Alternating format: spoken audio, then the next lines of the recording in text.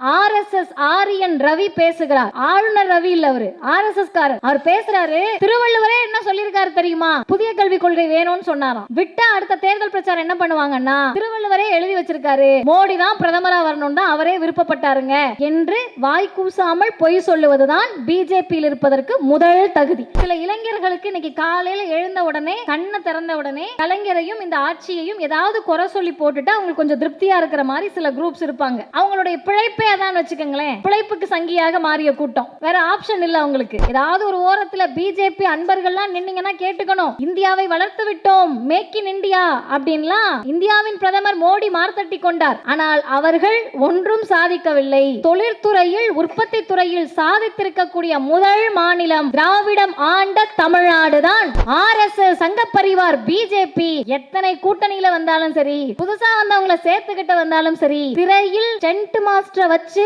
சண்டை போட்ட இயக்கம் இது அல்ல. இப்ப ப்ராஜெக்ட் முருகனை கையில் எடுத்து தமிழ்நாட்டுக்குள்ள வர்றப்ப எந்த ஷா வந்தாலும் சரி, 2026இல் மீண்டும் திராவிட முன்னேற்ற கழகம் தான் ஆட்சி அமைக்கிறது. மழை வருமா வராதான் காலையில இருந்தே ஒரு சந்தேகத்துல இருந்தோம். அப்ப அழைப்புகள் வர்றப்ப சரி நிகழ்ச்சியை கேன்சல் பண்ண போறாங்க போல அப்படின்னு நான் நினைச்சேன்க்கா.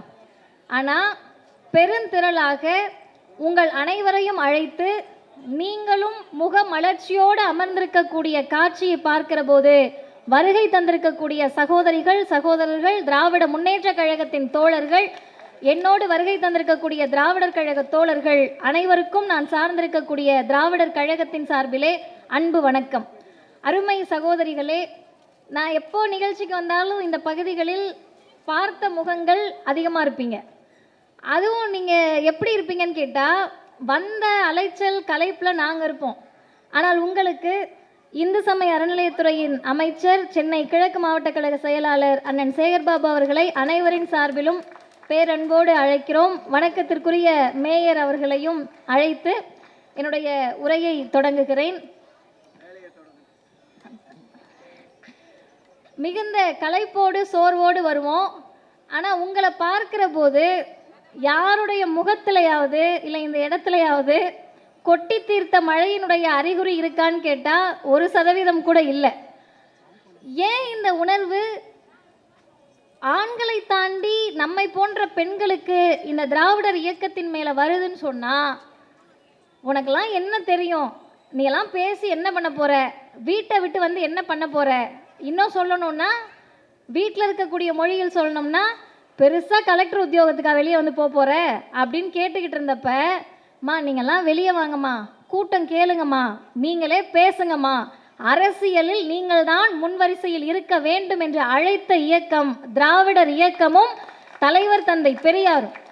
அதற்கான அடித்தளத்தை ஏற்படுத்தி எங்கே பார்த்தாலும் அரசு துறையிலும் அரசியலிலும் ஊராட்சி மன்றங்களிலும் பெண்களாக இருக்கிறார்களே என்று வட இந்தியாவை பொறாமைப்பட செய்த தலைவர் முத்தமிழறிஞர் டாக்டர் கலைஞர் அவர்கள். அருமை சகோதரிகளே, நான் நிறைய யோசிப்பேன், எதுக்கு கலைஞரை பற்றி பேசுகிற போது, அதுவும் குறிப்பாக சில ஊர்லலாம் போனோம்னா வயசான பாட்டிங்கெல்லாம் அவர் இறந்துட்டாருன்றதே நம்புவாங்களான்னு தெரியாத அளவிற்கு நம்ம கையை பிடிச்சிக்கிட்டு அவ்வளோ உணர்ச்சியாக பேசுவாங்க. இந்த உணர்வு எப்படி வருது? மறைந்த ஒரு தலைவர், அவர் ஆட்சியில் இருந்ததை விட அண்ணா திராவிட முன்னேற்ற கழகம் தான் பல ஆண்டுகள் தமிழ்நாட்டை அதிகமாக ஆட்சி செய்தது. ஆனால் எந்த தலைவர் மீதும் இவர்களுக்கு இல்லாத ஒரு அன்பு, பாசம் ஏன் கலைஞரின் மீது இந்த அளவிற்கு அந்த பிடிப்பு இருக்கு அப்படின்றத யோசிச்சு பார்த்தோம்னா, இந்தியாவில், இந்திய துணைக்கண்டத்தில் பல தலைவர்கள் இருந்திருக்கிறார்கள். ஆனால் இன்றைக்கு அருமை தோழர்களே, இந்திய துணைக்கண்டத்தில் இருந்த பல தலைவர்களில் இறந்து 50 ஆண்டுகள் ஆன பிறகும் கூட ஆரியத்தை அலற வைக்கக்கூடிய தலைவராக தந்தை பெரியார் இருக்கிறார். அதை யாருமே மறுக்க முடியாது. அந்த தலைவர் தந்தை பெரியார் ஊரே ஒருத்தரை பார்த்து மெச்சுறப்ப அவர் வாழ்நாளில் ஒரே ஒருத்தருக்கு தான் சிலை வைக்கணும்னு சொன்னார்மா. இந்த தலைவருக்கு சிலை வைக்கணும், இவருடைய ஆட்சி பகுத்தறிவு ஆட்சி, இந்த தலைவருக்கு சிலை வைக்கணும்னு தந்தை பெரியார் ஒருவரை பார்த்து சொன்னாருன்னா அது முத்தமிழறிஞர் டாக்டர் கலைஞருக்கு தான் தந்தை பெரியார் சிலை வைக்க சொன்னார். அப்படி என்னங்க கலைஞர் செஞ்சிட்டாரு? நான் 5 செய்திகள் மட்டும்தான் உங்க கூட பகிர்ந்துக்க போறேன். முதல் செய்தி, இங்கே வந்து அண்ணன் சன் முனியாண்டி அவர்கள் வந்திருக்காங்க. இதே நிகழ்ச்சியை நாங்கள் ஒரு 4 நாளைக்கு முன்னாடி சோழவரம் கூட்டத்துக்கு போனோம். அந்த கூட்டத்தில் நாங்கள் நின்று பேசிக்கிட்டு இருக்கப்ப சரியாக மழை வருது, ஆனாலும் உங்களை மாதிரியே ஆர்வமாக மக்கள் உட்கார்ந்துருக்காங்க. அந்த கூட்டத்தில் எல்லா பிள்ளைங்களும் ரெட்டை ஜடை போட்டு ரிப்பன்லாம் கட்டிட்டு வந்து குழந்தைங்களோட உட்காந்துருக்காங்க. அப்படி அவங்க குழந்தைங்களோட உட்கார்ந்துருக்கும் போது தமிழ்நாட்டில் இருக்கக்கூடிய ஒரு குடும்பமும் அவங்க என்ன ஜாதியாக இருக்கலாம், என்ன மதமாக இருக்கலாம், யாராக வேணா இருக்கலாம், ஆனால் எல்லா குடும்பமும் கல்வி பயிலுவதற்கு உங்கள் பெண் பிள்ளைகளை அனுப்புகிற போது நீங்கள் ஒரு நொடியேனும் கலைஞருக்கு நன்றி சொல்ல வேண்டும். என்ன காரணம்? அவருக்கு ஏங்க நன்றி சொல்லணும்னா, ஒரு அம்மா கட்டுரை எழுதுகிறாங்க. அவங்க எப்படி தொடங்குறாங்கன்னு கேட்டிங்கன்னா, உங்களோட அதை நீங்கள் கனெக்ட் பண்ணிக்க முடியும். எங்கள் ஊர் வந்து சின்ன ஊர். அவங்க எழுதுகிறாங்க, ஒரு குளம் இருக்கும், குளத்துக்கு அந்த கரையில் ஒரு மசூதி இருக்கும், மறுமுனையில் ஒரு அம்மன் கோவில் இருக்கும், சின்ன சின்ன கடைகள் இருக்கும், அவ்வளோதான் எங்கள் ஊரே. வாரத்துக்கு ஒரு சந்தை நடக்கும், எப்போவாது திருவிழாக்கள் நடக்கும். இந்த ஊரில் பிறந்த நான், என்னுடைய ஊர் தூரங்குறிச்சி. அவங்க எழுதுகிறாங்க. அதுக்கடுத்து சொல்கிறாங்க, அந்த ஊரில் பொம்பளை பிள்ளையெல்லாம் படிச்சுட்டா வாசை தாண்டிடும் அப்படின்னு எங்களை படிக்க அனுப்ப மாட்டாங்க. 8ஆவதோட என் படிப்பு நின்றுச்சு. அதிகபட்சம் அரசியல் தெரிந்து வெளியே வந்த தலைமுறை நாங்களாக தான் இருப்போம். ஆனால் எங்களையே 8ஆவதுக்கு மேலே படிக்க விடலை. அப்போ திடீர்னு ஒரு நாள் ஊருக்குள்ளே இப்படிலாம் இருக்கிறப்ப ஒரு பேச்சு சலசலப்பாகுது, பெரிய பேசுபொருள் ஆகுது. என்ன பேசுபொருள் ஆகுதுன்னு பார்த்தீங்கன்னா, ஊருக்குள் பேசி கொண்டார்கள். அவங்க எழுதுகிறாங்க, பக்கத்து வீட்டு ஃபாத்திமா வயதுக்கு வந்த பிறகும் பள்ளிக்கு செல்கிறாள் என்ற செய்தி ஊர் முழுவதும் பேசப்பட்டது. சகோதரிகளை நல்லா கேட்டுக்கங்க, பக்கத்து வீட்டு ஃபாத்திமா வயதுக்கு வந்த பிறகும் 10ஆம் வகுப்பு செல்கிறாள் என்று பேசி கொண்டிருந்தார்கள். என்ன காரணம் அப்படின்னு பார்த்தா, ஊருக்குள் அரசியல் பேசினார்கள். 10ஆம் கிளாஸ் படித்தா பொம்பளை பிள்ளைக்கு திருமண உதவித்தொகையை கலைஞர்ன்ற முதலமைச்சர் தராராம், அதனால இந்த பிள்ளைங்கள்லாம் பள்ளிக்கூடத்துக்கு போகுதான் அப்படின்னு சொன்னாங்க. அதோடு நிற்கலை. நான் திருமணம் ஆணிச்சு. திருமணம் நான் யாரை செய்து கொண்டேன்னா, திமுகவுடைய இளைஞரணி பொறுப்பில் இருந்த ஒருத்தரை. அவர் பொறுப்புக்கு வந்த பிறகு திடீர்னு 1996 ஒரு நாள் வந்து என்கிட்ட ஒரு விண்ணப்பத்தை காமிச்சு, இந்த விண்ணப்பத்தை ஃபில் பண்ணுமான்னு கேட்டார்.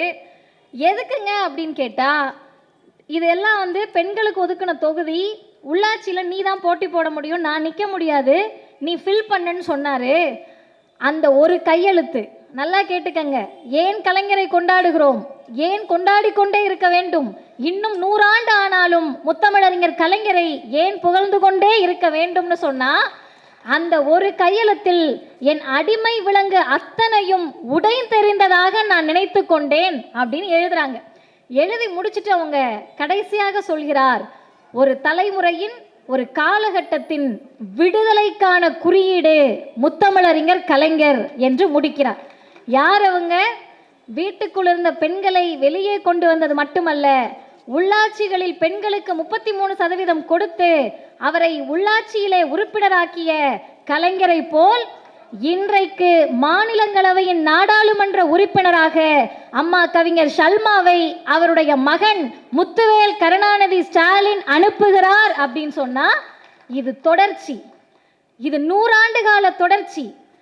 ஏன் எப்ப பார்த்தாலும் பெண்களுக்கு இந்த இயக்கம் தான் செஞ்சிட்ட மாதிரி பேசுறீங்களே, வேற யாருமே செய்யலையான்னு கேட்டா, வேறு யாரும் நம்மை பற்றி யோசிப்பதற்கு முன்னால் நான் இன்னும் ஒரு படி மேலே போய் சொல்றேன். எங்களை பெத்த அப்பா அம்மா எங்களுக்கு எதெல்லாம் வேணும்னு யோசிச்சாங்கன்னா, கல்யாணம் பண்ணியா, புள்ளக்குட்டி பெத்தியா, பிள்ளைய வளர்த்தியா, பாத்திரம் கழுவ தெரியுமா, துணி துவைக்க தெரியுமா, இதானமா கேட்பீங்க, தலையாட்டி கேட்குறீங்க. நீங்கள் கற்றுக்கிட்டது மட்டும் இல்லை, உங்கள் பிள்ளை இருக்கும் பாருங்க, அது நிலைமை இன்னும் பரிதாபம். பிஎஸ்சி படிச்சிருக்கோம், எம்எஸ்சி படிச்சிருக்கோம், என்ன படித்தேன்னு கேட்க மாட்டோம், வீட்டு வேலையெல்லாம் நல்லா செய்ய தெரியுமான்னு கேட்போம். சொந்த அப்பா அம்மாவும் அக்கம் பக்கமும் வீட்டு வேலை பார்க்க தெரியுமா, கல்யாணம் பண்ணியான்னு கேட்டப்ப ஒரு இயக்கம் தான் எங்களை பார்த்து கேட்டுச்சு, என்னம்மா படிச்சிருக்கீங்க, என்னம்மா வேலைக்கு போறீங்க, கேட்ட இயக்கம் திராவிடர் இயக்கம். அதற்கான அடித்தளத்தை எப்படி செய்தார்கள், என்னதாங்க பண்ணாங்க அப்படின்னா, 2வது செய்தி, இங்க இருக்க நீங்க நிறைய பேர் அம்மா அக்கா தங்கச்சி என்னோட வயதில் இருக்கவங்க யாரா வேணா இருக்கலாம், பள்ளிக்கூடத்தில் போயிட்டு எனக்கு முன்னாடி தலைமுறைக்கும் எங்களுக்கும் பெரிய வேறுபாடு இருக்கும். எனக்கு முன்னாடி தலைமுறையில் இருக்க நீங்கள் பாதி பேர் சூப்பராக 5ஆம் கிளாஸ் வரைக்கும் படிக்கிற குழந்தைங்களா இருந்திருப்பீங்க. ரெட்டை ஜடையை போட்டுட்டு எப்படா பள்ளிக்கூடத்துக்கு போவோன்னு போயிருப்பீங்க, அப்படி தானம்மா? அதுக்கு பிறகு போயிருக்க மாட்டீங்க. ஏன்னு கேட்டால் அப்போ ஃபெயில் பண்ணுற சிஸ்டம் இருந்துச்சு. அப்படி ஃபெயில் பண்ண உடனே திரும்ப படிக்கிறதுக்கு உங்களுக்கு பயம் இல்லை. ஐயோ, நம்மளை விட சின்ன பிள்ளை கூட போய் உட்காந்து படித்தோம்னா ப்ரெஸ்டீஜ் இஷ்யூ ஆகிடுமே, இதுங்க கூட எப்படி படிக்கிறது, நண்டு சிண்டெல்லாம் நம்ம கூட படிக்குதே அப்படின்ற ப்ரெஸ்டீஜ் இஷ்யூவில் கோபத்தில் ஆதங்கத்தில் போயிருக்க மாட்டீங்க. ஒரு தலைவர் இந்த சமூகத்தை பார்க்கிறார், என்னையா பண்ணிக்கிட்டு இருக்கீங்க, 10ஆவதுல ஒருத்தர் ஃபெயில் ஆகுறாரு, ஒரு குழந்தை, அது குழந்தை தான் 15 வயசில், 5 பாடம் தமிழ், ஆங்கிலம், கணக்கு, அறிவியல், சமூக அறிவியல், இதில் ஏதாவது ஒரு பாடத்தில் அந்த குழந்தை ஃபெயில் ஆகிட்டா என்ன அர்த்தம்? என்னென்ன அர்த்தம்? இந்த ஒரு பாடம் அந்த பிள்ளைக்கு வரலன்னு தானே அர்த்தம், 5 வரலன்னு அர்த்தமா? இல்லை. இந்த சமூகத்தில் படித்தவர்கள் மேதாவிகள் எல்லாம் அந்த குழந்தைக்கு படிக்க வரலன்னு சொல்லி திரும்ப ஒரு வருஷம் படினாங்க. அப்படி திரும்ப ஒரு வருஷம் படிக்க போனால் தாழ்வு மனப்பான்மை அதிகமாகி பாதி பேர் ஸ்கூலை விட்டு ஓடுற நிலைமை ஏற்பட்டுச்சு. இப்போ ஒரு தலைவர் தான் யோசிக்கிறாரு, அந்த குழந்தைக்கு ஒரு பாடம் வரலன்னா ஏன் ஒரு வருஷம் படிக்கணும், அதுக்கு பயந்து அது ஓடணும், அடுத்த ஜூன் மாதத்திலேயே இம்ப்ரூவ்மெண்ட் எக்ஸாமை வச்சு ஒரு பாடத்தை எழுத சொல்லி 10ஆவது படிக்கவை சொன்ன தலைவர், செய்து காட்டிய தலைவர் முத்தமிழறிஞர் டாக்டர் கலைஞர். 3வது செய்தி சொல்கிறேன். இப்படி படிக்க வச்சு என்ன பண்ணீங்க? இப்படி எல்லாரையும் ஸ்கூலுக்கு வா, படிக்காமல் ஒரு பிள்ளை இருக்கக்கூடாதுன்னு வர வச்சு என்ன சாதித்தீர்கள் தமிழ்நாட்டில் அப்படின்ற கேள்வி இருக்குல்ல. என்ன தெரியுமா சாதிச்சோம்? நீ படிக்கக்கூடாதுன்றதற்கு எல்லா தடையையும் ஏற்படுத்தினால் அதற்கு பெயர் ஆரியம். எப்படியாவது படித்து மேலே வாடா, தடை எல்லாத்தையும் நான் அடித்து நொறுக்கிறேன்னு சொன்னால் அதற்கு பெயர் திராவிடம். அதை தான் இன்னைக்கு வரைக்கும் செஞ்சுக்கிட்டு இருக்கோம்.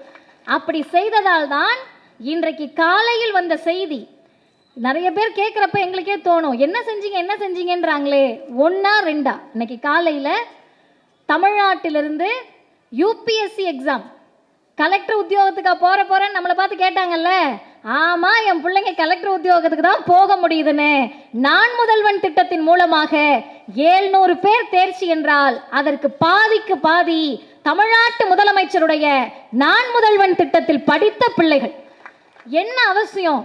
ஒரு மாநிலத்தில் நீங்கள் எல்லாம் படிங்கன்னு சொன்னது மட்டுமல்லாமல் எல்லா துறைக்கும் போங்கன்னு சொல்லக்கூடியது தமிழ்நாட்டில் மட்டும்தான் இந்த புரட்சி நடந்திருக்கிறது. 4வது செய்தி, படிச்சுட்டோம், அதுக்கடுத்து என்ன? வேலைக்கு போகணும்ல, அதுக்கு என்னங்க செஞ்சீங்க அப்படின்னு கேட்டால், சில இளைஞர்களுக்கு இன்றைக்கி காலையில் எழுந்த உடனே கண்ணை திறந்த உடனே கலைஞரையும் இந்த ஆட்சியையும் ஏதாவது குறை சொல்லி போட்டுட்டு அவங்களுக்கு கொஞ்சம் திருப்தியாக இருக்கிற மாதிரி சில குரூப்ஸ் இருப்பாங்க. அவங்களுடைய பிழைப்பே அதான் வச்சுக்கோங்களேன், பிழைப்புக்கு சங்கியாக மாறிய கூட்டம். வேறு ஆப்ஷன் இல்லை அவங்களுக்கு. காலையில் ராத்திரி ஒரு போஸ்ட் போடுவாங்க. அப்படி போஸ்ட் போடுறப்ப ஆக கடைசியில் நின்று கேட்டுக்கொண்டிருக்கக்கூடிய இளைஞர்கள் வரை அவர்கள் உங்கள் நண்பர்களாக இருந்தால் நீங்கள் சொல்ல வேண்டிய செய்தி, இணையத்தில் தமிழை இவ்வளவு வேகமாக பயன்படுத்தி கொண்டிருக்கிறோம் என்றால் அதற்கு காரணம் தந்தை பெரியார் கொண்டு வந்த எழுத்து சீர்திருத்தமும் அரசு பள்ளிக்கூடங்களில் கணினித்துறையை கொண்டு வந்து சேர்த்த முத்தமிழறிஞர் டாக்டர் கலைஞரும் தான். என்ன வேகமாக பதிவு போடுறோம். தமிழ் எப்படி கணினி மொழியாக வந்தது? தமிழை இன்றைக்கு ஆய்வு பண்ணிட்டு இருக்காங்க இணையத்தில் உட்காந்துனா அதற்கு அடித்தளம் எங்கே தொடங்கியது? 1999 எங்களுக்கெல்லாம் நினச்சி பார்த்தாலே வியப்பாக இருக்குது. நாங்கள்லாம் பிறந்து 3 வருஷம் 4 வருஷம் தான் ஆயிருக்கோம். அந்த காலகட்டத்தில் என்னை போன்ற பல பேர் பிறக்காத காலகட்டத்திலேயே தலைவர் கலைஞர் என்ன பண்ணாருன்னா தமிழ் நெட் 99 மாநாடு நடத்தியிருக்காருங்க. தமிழ் நெட்டு இன்னைக்கு தானே வைஃபை அது இதுன்னு நமக்கு வளர்ந்த பிறகு தெரிகிறது. அன்னைக்கு எதுக்கு நடத்தணும்? ஏறக்குறைய ஒரு 25 வருஷத்துக்கு முன்னாடி 30 வருஷத்துக்கு முன்னாடி எதுக்கு நடத்தணும்? இதெல்லாம் எதுக்குமா எங்ககிட்ட அம்பத்தூரில் பாடியில் சொல்லிக்கிட்டு இருக்கேன்னா, இங்கே இத்தனை பேர் இருக்கீங்கல்ல, யாராவது ஒருத்தர் உங்கள் பிள்ளை உருப்பிடாமல் போகணுன்னு நினைப்பீங்களா? எல்லா கூட்டத்துலையும் நான் கேட்பேன். 5000 பந்தயம் கட்டி கேட்பேன். உங்ககிட்ட மட்டும் தான் பந்தயம் கட்டல, பந்தயம் கட்டாமையே கேட்குறேன். யாராவது ஒருத்தர் இங்கே இருக்க அண்ணனோ எங்கள் அக்காவோ அம்மாவோ யாராவது நம்மள உருப்பிடாமல் போட்டுமான்னு யாராவது ஒருத்தர் இருக்கீங்களா? யாரும் இல்லை. இப்போ உங்கள் பிள்ளைலாம் உருப்பிடாமல் போகாமல் இருக்கணும்னா இந்த இயக்கம் ஒரு பக்கம் கல்வியிலும் மற்றொரு பக்கம் வளர்ந்து வரக்கூடிய தொழில்நுட்பத்தை பற்றி அது வளர்வதற்கு 30 வருடத்திற்கு முன்பே கனவு கண்டு செயல்படுத்திய தலைவர் முத்தமிழறிஞர் டாக்டர் கலைஞர் அவர்கள். பெருசா அவர் படிக்கல, ஆனால் அவருக்கு எப்படி அந்த சிந்தனை வந்திருக்கும்? அது மட்டுமல்ல தோழர்களே, தமிழ் இணைய பல்கலைக்கழகத்தை தோற்றுவித்தவரும் முத்தமிழறிஞர் டாக்டர் கலைஞர் தான். இப்போ விஷயத்துக்கு வருவோம். இதுக்கும் வேலை வாய்ப்புக்கும் என்னமா சம்மந்தம்னு கேட்டிங்கன்னா, இன்றைக்கு நல்லா கேட்டுக்கங்க, ஏதாவது ஒரு ஓரத்தில் பிஜேபி அன்பர்கள்லாம் நின்னீங்கன்னா கேட்டுக்கணும். இந்தியாவை வளர்த்து விட்டோம், மேக் இன் இந்தியா அப்படின்லாம் இந்தியாவின் பிரதமர் மோடி மார்த்தட்டி கொண்டார். ஆனால் அவர்கள் ஒன்றும் சாதிக்கவில்லை. உண்மையாகவே தொழிற்துறையில் உற்பத்தி துறையில் சாதித்திருக்கக்கூடிய முதல் மாநிலம் திராவிடம் ஆண்ட தமிழ்நாடு தான். சொல்வது யார்? நாங்களா? திமுக காரவங்களா? கிடையாது. ஒன்றிய அமைச்சகம் பட்டியல் வெளியிடுகிறது, உற்பத்தி துறையில் இந்தியாவில் முதல் மாநிலம் தமிழ்நாடு தான். எப்படி எப்படி இன்வெஸ்டர்ஸ்லாம் வராங்க அப்படின்னு கேட்டா, இப்படியெல்லாம் நடக்கும் என்பதை முன்பே யூகித்து முன்பே சிந்தித்து தமிழ்நாட்டில் சிப்காட் போன்ற தொழில் நிறுவனங்களை தோற்றுவித்த தலைவர் முத்தமிழறிஞர் டாக்டர் கலைஞர் தான். இதை யாராவது மாற்ற முடியுமா? இந்த வரலாற்றை மாற்ற முடியுமா? இப்படி கல்வி வேலைவாய்ப்பு என்று செய்தவர்கள் 2 செய்திகளோடு நிறைவு செய்கிறேன். எல்லாம் சொல்றீங்க, தலைப்பு மிக சிறப்பாக தமிழும் தமிழரும் அவர் உயிர் அப்படின்னு கொடுத்துருக்காங்களே, இதன் மூலமாக தமிழுக்கோ அல்லது தமிழ் மூலமாக இதுக்கோ என்ன கிடைச்சிச்சு அப்படின்னு கேட்டிங்கன்னா, செய்தியாளர்கள் கலைஞரை பார்த்து ஒரு கேள்வி கேட்கிறார்கள். டெல்லி அரசாங்கத்திற்கு செல்லக்கூடிய வாய்ப்பு கிடைத்தும் நீங்கள் ஏன் செல்லாமல் இருக்கிறீர்கள்? அதற்கு கலைஞர் சொன்ன பதில், என்னுடைய சிந்தனையும் செயலும் தமிழ், தமிழர், தமிழ்நாடு என்றுதான் எப்போதும் இருக்கிறது, அதனால் நான் அங்கு செல்லவில்லை. சொல்ல மட்டும்தான் பண்ணாரா? வெறும் சொல்லோடு நின்று விட்டாரா? கிடையாது. இன்றைக்கு ஆரியர்கள், ஆர்எஸ்எஸ் காரர்கள், பிஜேபி, சங்கப்பரிவார் நேரா எங்க வராங்கன்னா திருவள்ளுவர் கிட்ட வந்து, அவர்களுக்கென்று சொல்லுவதற்கு தலைவர்கள் இல்லை, வரலாறு இல்லை, அதனால திருவள்ளுவர் தான் கை வைக்கிறாங்க. அப்படி நீ கை வைப்பென்பதையும் யூகித்து அதையும் சமயோஜிதமாக அன்றே கணித்து, உங்கால் இல்லப்பா திருவள்ளுவர், அவர் அக்மார்க் திராவிட தலைவர் தான் திருவள்ளுவர் என்பதை பறைசாற்றக்கூடிய வகையில் 133 அடியில் திருவள்ளுவருக்கு சிலை கண்ட தலைவர் முத்தமிழறிஞர் டாக்டர் கலைஞர். இது இன்னைக்கு வரைக்கும் என்ன குறியீடா இருக்குன்னா, நேற்றைக்கு முதல் நாள் ஆர்எஸ்எஸ் ஆரியன் ரவி பேசுகிறார். ஆளுநர் ரவி இல்லை, அவரு ஆர்எஸ்எஸ் காரர். அவர் பேசுறாரு, திருவள்ளுவரே என்ன சொல்லியிருக்காரு தெரியுமா? புதிய கல்விக் கொள்கை வேணும்னு சொன்னாராம். விட்டா அடுத்த தேர்தல் பிரச்சாரம் என்ன பண்ணுவாங்கன்னா, திருவள்ளுவரே எழுதி வச்சிருக்காரு, மோடி தான் பிரதமராக வரணும் தான் அவரே விருப்பப்பட்டாருங்க என்று வாய் கூசாமல் பொய் சொல்லுவதுதான் பிஜேபியில் இருப்பதற்கு முதல் தகுதி. அப்படி இருக்கிறப்ப பேருந்துகளில் குரல், பார்க்கின்ற இடமெல்லாம் குரல், அதை கலைஞர் ஏற்படுத்தி தமிழ் சமூகத்திற்கு மட்டுமல்ல தோழர்களே, இந்தியாவுக்கு என்ன தெரியுமா செய்தி சொல்றாரு? பிறப்புக்கு ஒரு நீதி என்று சொல்லக்கூடிய ஆரிய சனாதனத்திற்கும் பிறப்புக்கும் எல்லா உயிர்க்கும் என்று சொல்லக்கூடிய வள்ளுவத்துக்கும் தொடர்பு கிடையாது. எங்கள் திராவிட இன தலைவர் தான் திருவள்ளுவராக இருக்க முடியும் என்ற செய்தியை கலைஞர் பறைசாற்றி இருக்கிறார். அருமை தோழர்களே, எதுக்குங்க திரும்ப திரும்ப நம்ம இதெல்லாம் போய் பேசணும்? வீதி வீதியா இளைஞர்கள்ட்ட ஏன் போய் பேசணும்னா, இன்னைக்கு தமிழ்நாட்டில் ஆக சிறந்த முதலமைச்சருடைய தலைமையில் நம்மெல்லாம் இருக்கிறனால நமக்கு வழி தெரியல, பிரச்சனை பெருசா தெரியாம இருக்கு. ஆனால் மதவாதம் இந்தியா முழுவதையும் சூழ்ந்து விட்டு அடுத்த டார்கெட்டாக இப்ப ப்ராஜெக்ட் முருகனை கையில் எடுத்து தமிழ்நாட்டுக்குள்ள வர்றப்ப எந்த ஷா வந்தாலும் சரி, 2026 மீண்டும் திராவிட முன்னேற்ற கழகம் தான் ஆட்சி அமைக்கிறது. எந்த தைரியத்துல சொல்றோம்? அத்தனையும் முதலமைச்சர் செய்திருக்கிறார், செய்து வென்று காட்டி இருக்கிறார்.